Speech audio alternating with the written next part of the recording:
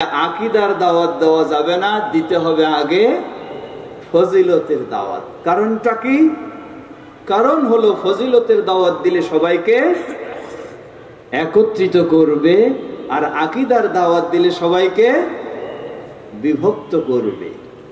নাউযুবিল্লাহ। রাসূল সাল্লাল্লাহু আলাইহি ওয়াসাল্লাম মুআয বিন জাবাল রাদিয়াল্লাহু আনহুকে প্রেরণ করলেন ইয়ামানের দিকে। বললেন, হে মুআয, ইন্নাকা তা'তি কওমান মিন আহলিল কিতাব, জেনে রাখো তুমি যাচ্ছ আহলি কিতাবের কাছে। ফালিয়াকুন আউয়ালু মা তাদউহুম ইলাইহি আন ইউহিদুল্লাহ, সুতরাং মনে রাখো সর্বপ্রথম তোমার দাওয়াতটা যেন হয় কিসের? ফজিলতের দাওয়াত। নবী মুহাম্মদ সাল্লাল্লাহু আলাইহি ওয়াসাল্লাম মক্কার পরিবেশে সর্বপ্রথম কিসের দাওয়াত দিলেন? বললেন, কুলু লা ইলাহা ইল্লাল্লাহ তুফলিহু। কিসের দাওয়াত দিলেন? আকীদার দাওয়াত দেন নাই, প্রথম দাওয়াত দিলেন আকীদা। এজন্য মুআয বিন জাবাল রাদিয়াল্লাহু আনহুকে বললেন, হে মুআয, জেনে রাখো ফালিয়াকুন আউয়ালু মা তাদউহুম ইলাইহি আন ইউহিদুল্লাহ, তোমার সর্বপ্রথম দাওয়াত যেন হয় আল্লাহর তাওহীদের দাওয়াত। ফাইনহুম আতাউকা আলা যালিক, যদি তারা তোমার এই তাওহীদের দাওয়াতকে মেনে নেয়, ফাআলিমহুম আন্নাল্লাহ ফারাদা আলাইহিম খামসা সালাওয়াতিন ফি কুল্লি ইয়াউমিন ওয়া লাইলা। তাওহীদের দাওয়াত যদি তারা মেনে নেয়, তাহলে তাদের জন্য কি দিন রাত 24 ঘন্টায় 5 ওয়াক্ত সালাত। মানে কি বোঝা যায়?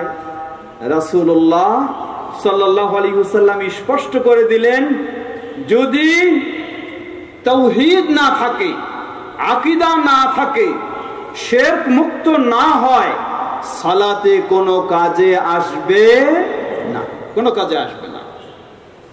সারা জীবন সালাত আদায় করলেন, ভিতরে তাওহীদ নেই, শিরকের স্থান, শিরক বাসা বেঁধেছে, জেনে নিন সালাত কোনো কাজে আসবে না। সুতরাং জীবনের সর্বপ্রথম প্রয়োজন কি? একটু আমার সাথে কথা বলবেন, কি প্রয়োজন? আকীদার প্রয়োজন। এটি ইসলামের বিষয়। এজন্য লক্ষ্য করুন, ইসলামের রোকন কয়টি? 5টি। প্রথম তো সালাত, না যাকাত, না সিয়াম, না হজ, না। প্রথমে হলো শাহাদা। মানে হলো কি? শাহাদা মানে কি? মানে আকীদা। আশহাদু আল্লা ইলাহা ইল্লাল্লাহ ওয়াহদাহু লা শারীকা লাহ, আল্লাহর বিষয়ে আকীদা। ওয়া আশহাদু আন্না মুহাম্মাদান আবদুহু ওয়া রাসূলুহু, কার বিষয়ে আকীদা? মুহাম্মদ সাল্লাল্লাহু আলাইহি ওয়াসাল্লামের বিষয়ে আকীদা। সুতরাং আকীদার গুরুত্ব কতটুকু বলার অপেক্ষা রাখেন। প্রিয় ভাইরা, আকীদা হতে হবে সহিহ। আমার বিষয় হলো সহিহ আকীদার উৎস। কোথায় সহিহ আকীদা পাবো? বাজারে গেলেই তো পাওয়া যাবে, নাকি? কোথায় সহিহ আকীদা পাবো? বাপদাদার কাছেই তো পাওয়া যাবে, বুজুর্গানের দিনের কাছেই তো পাওয়া যাবে, গাউস কুতুবের কাছেই তো পাওয়া যাবে, পীর মাশায়েখের কাছেই তো পাওয়া যাবে। মনে রাখবেন, আজকে মানুষেরা ভ্রান্ত আকীদায় পড়ে রয়েছে। এর একটি বড় কারণ হলো, বা মূল কারণ হলো, আকীদা গ্রহণের উৎস ঠিক না থাকায় আমাদের আকীদাও সঠিক হয়নি। আকীদা গ্রহণের উৎস সঠিক নয়, তাই আকীদাও সঠিক নয়।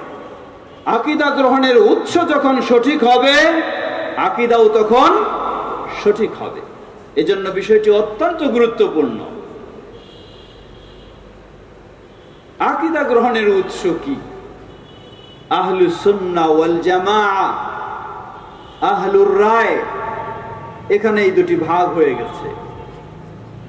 আহলুস সুন্নাহ ওয়াল জামাআহ, তাদের কাছে আকীদা গ্রহণের উৎস একটি, ভিন্নপন্থীদের কাছে আকীদা গ্রহণের উৎস আরেকটি।